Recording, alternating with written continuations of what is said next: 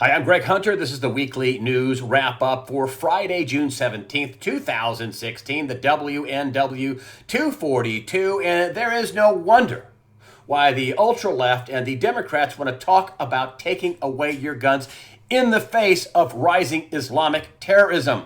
They don't want to talk about the Islamic terrorism. They don't want to talk about their poor record and how terrible and how much worse it has gotten. But yet on the front page of USA Today, oh, the Senate blocked by a stand on guns. It's a stand on guns. How about a stand on Islamic radical terrorism?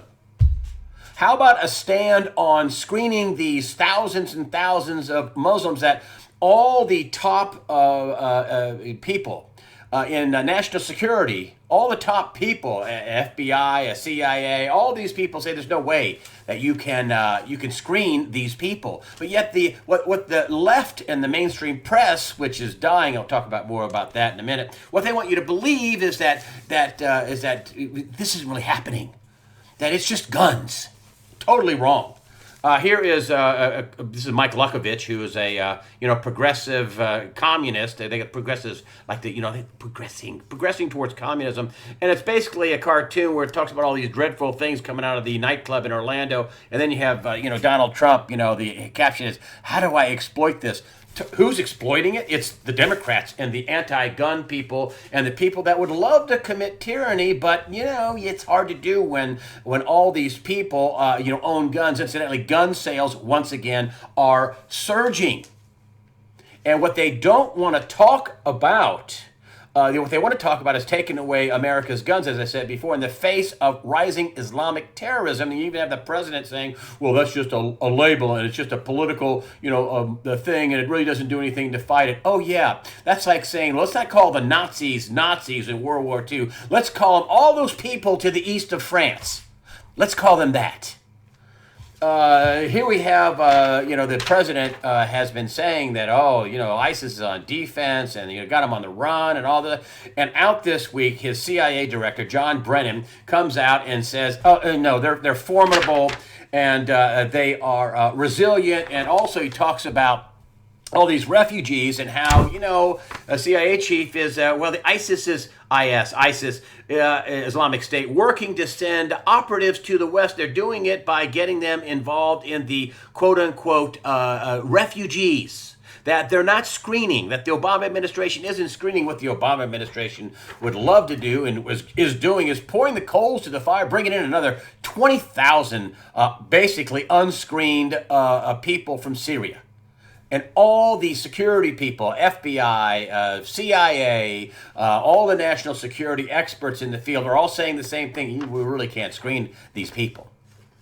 And we're going to bring a lot more of them in. And for the people out there, in the gay community, if you think that the Democrats like you and care about you, and they're going to bring in another 20,000 unscreened Muslims, which there could be a significant terrorist that could be radical Islam, then you're crazy. And maybe they finally caught on to that, because gun sales are rising, but nowhere are they rising in any individual community than the gay and lesbian community. Gun sales surge among gays and lesbians after Orlando shooting, and to that I say more power to them. The Democrats don't have your best interest in mind. Just like the African Americans who are in the labor force, that 20 and 30 and 40% of unemployment, and they're dragging in more and more illegal immigration, flooding the country with illegal immigration for entry-level jobs. Flooding the country with unscreened Muslims from Syria. Incidentally, they don't bring any Christians in. They just bring in Muslims that the security experts say we really can't do a good job of screening. And that's how they're going to take care of the poor and the Mexicans and the African Americans and the gays and lesbians. They're going to bring in tons of people unscreened, and it could be a danger to gays and lesbians. Incidentally, let me finish this thought. And then also flood the job market, the entry-level position, with more and more people. So less and less people, more and more people have to compete for entry-level jobs. There was an imam in Florida back in April that said, the sentence for being gay is death. Said it in English. There's no missing this. And also, it's an act of compassion to murder gays. This is an imam back in April in Orlando.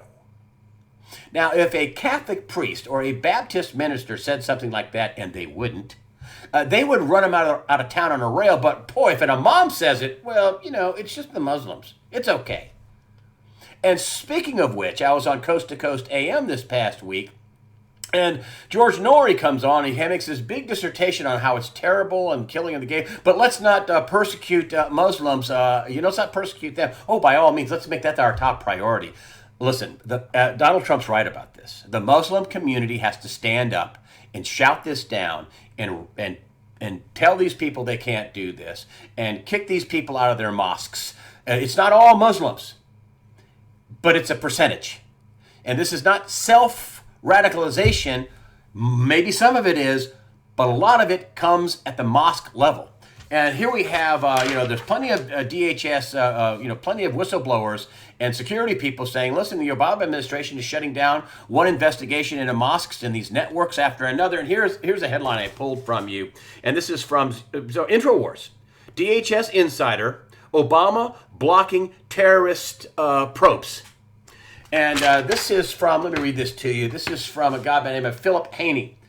And he says, I would encourage us to reevaluate the way we approach this problem and recognize it's not just individuals, it's also a network. And that those networks exist here in the United States and have been built up for at least 3 generations of immigrants. This is a former DHS insider blowing the whistle, and it's one of many different probes. For example, there was a probe of the Orlando Mosque that Martine allegedly went to, and supposedly the Clinton State Department shut down a probe of that. So this isn't self-radicalization. It's a little bit more than that, according to security experts. I want to talk to you a little bit about politics. I'm just kind of sliding this in here. Wasn't in my write through, but how you hear about how the Democratic Party is going to unite. Bernie Sanders, even though he can't be the nominee at this point, Clinton has that because, the Democratic Party with, the super delegates, the 500 or so, rig it and to make sure it's a selection process and not an election process. But it's just something that popped up in the newspaper. And I want you to read this and let this sink in. Sanders calls for Democrats a fundamental transformation. Now, he wants to do away with the superdelegates, which I call the criminal crony class. This is so they guarantee that somebody like Sanders doesn't get in, and somebody like Hillary Clinton, who's under an FBI investigation for influence and peddling and having one of the what some people call the biggest charity fraud in history with the Clinton Foundation, and also is so reckless to cover that up that she doesn't care about national security and uses a private server. But Sanders, let me read you this. I want you to just kind of grasp what he's going to do at the convention. He wants to do away with the superdelegates. Woo, that's going to go over bad. That's going to go over bad. He also says that he wants to make it crystal clear that the Democrats stand for working people and the poor. Do you think Democrats stand for working people and the poor? If they're flooding the labor market, their policies are so bad, they have to flood the country with people that are worse off that'll vote for their terrible policies. Meanwhile, the people that have been voting for them, blacks, African Americans, Hispanics, and gays and lesbians, are going to get creamed. Folks, I got news for you. They're not going to want to go along with any of what Bernie Sanders wants to do. And that, I think, is going to be one heck of a big problem for the Democrats. I mean, you already have reportedly Sanders supporters touting the Clinton Cash book and movie. This is about Hillary Clinton, demonstrated a book about how she basically peddled influence, accepted bribes, people gave donations to the Clinton Foundation, and then Hillary Clinton would do some favor for somebody that made a donation to the Clinton Foundation. This is Bernie Sanders supporters, and incidentally, it's about almost half of the electorate, of the Democratic electorate. Do you think they're going to vote for Hillary Clinton after they get dunked at the Democratic National Convention? They're not going to want to change the rules. They like the rules the way they are. They say, well, it's not fixed, it's just the rules. Well, the rules are the reason why it's fixed. Up to that, this is going to be one heck of a summer. The criminal cronies, whether they're in the Democratic Party or they're in the Republican Party, they want to hang on to their position and keep sucking the life out of America by fraud, by hook, by crook. They want to keep sucking the life out of America and enriching themselves and telling everybody else in America to go sit on a short stick. Speaking of this robust recovery, which, have you noticed that the mainstream media stopped with the recovery? They stopped with, I've been telling you that there's no recovery, at least not on Main Street. There was on Wall Street, but not on Main Street. You can look at any number of metrics to show how terrible the economy is: retail sales, housing, manufacturing, but let's just get nitty gritty. So here we have the country's largest retailer, Bing. Walmart set to cut jobs at 500 locations, 1,500 jobs gone. This is the nation's biggest retailer. Then you have Bank of America, the nation's biggest bank based on deposits, B of A. Here we go. B of A laying off 8,000. You have to ask yourself, if the economy was doing so well, would the biggest bank in America and the biggest retailer in America be laying off people by the thousands? No, we wouldn't. It wouldn't be. And this is why the Federal Reserve could not raise rates in their meeting this week. And I talk to Gregory Mannarino all the time, and he calls me up and he says, he's at traderschoice.net. He says, the Fed cannot raise rates ever.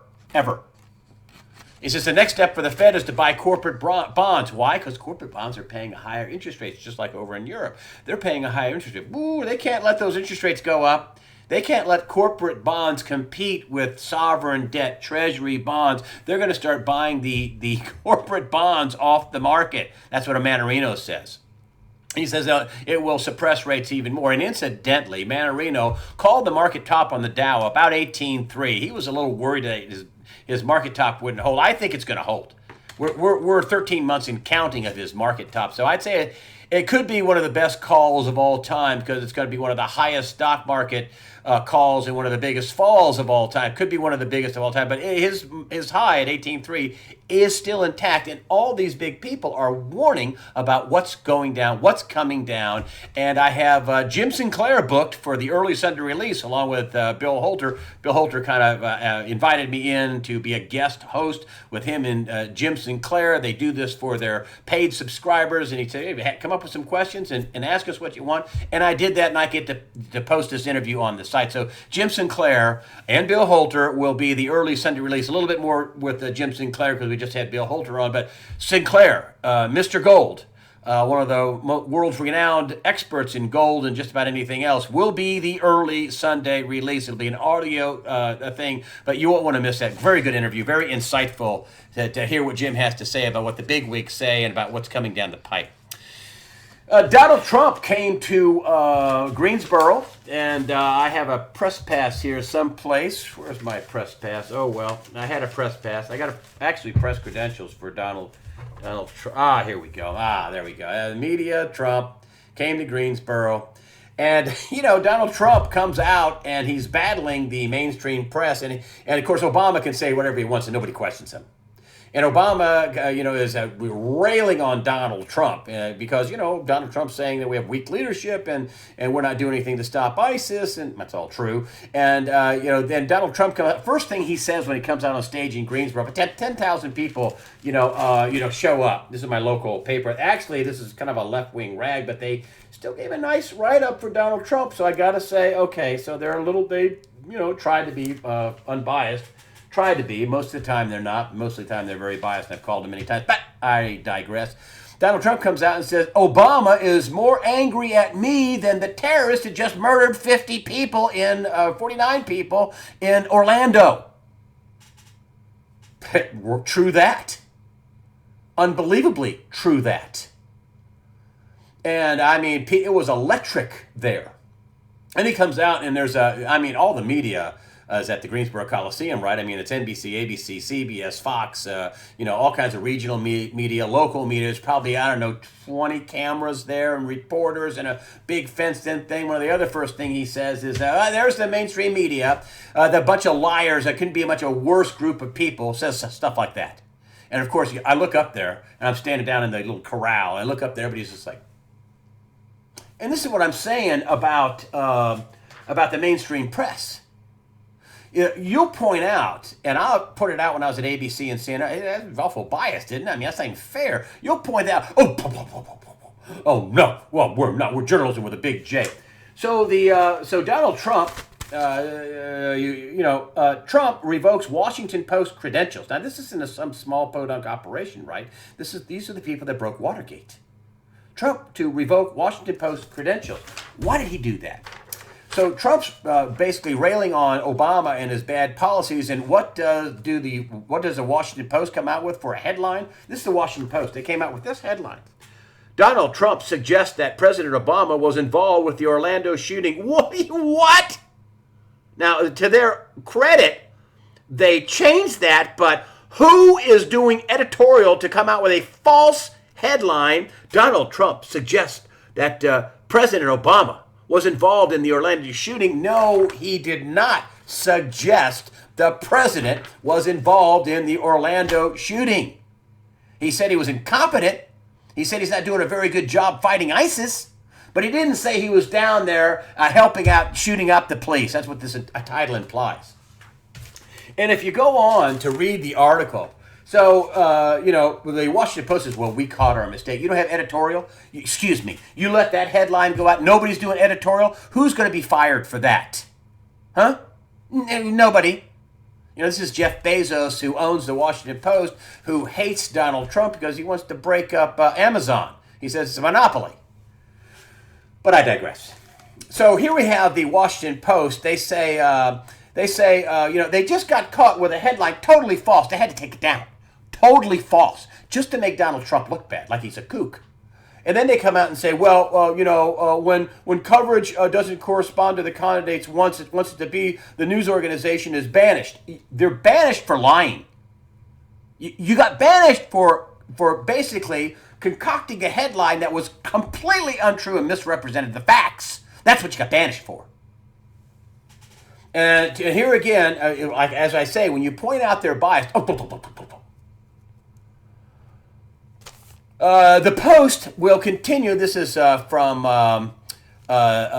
Martin Barron, the editor of the Post, who should be fired, or whoever came up with that headline and let it run on their air and their internet and their paper should be fired. Martin Barron comes out and says, the Post will continue to cover Donald Trump as it has all along, honorably, honestly, accurately, energetically, and unflinchingly. And biasedly. You were biased. You were biased. The Washington Post put out a completely, totally biased headline, and they wouldn't even think of doing that to Hillary Clinton. And might I add, you had Woodward and Bernstein, Bob Woodward on. We got 20 people trying to dig up dirt on Trump. Do you have any people digging up dirt on a real story with Hillary Clinton and her ongoing FBI investigation and her charity that's been called the biggest charity fraud in history, and how she accepted bribes, play to pay, and did favors for people while she was Secretary of State, and there's all kinds of stories bubbling out about that? Do you have a team of people on that? Do you have maybe 10 of the 20 you could divert to a real story that's ongoing?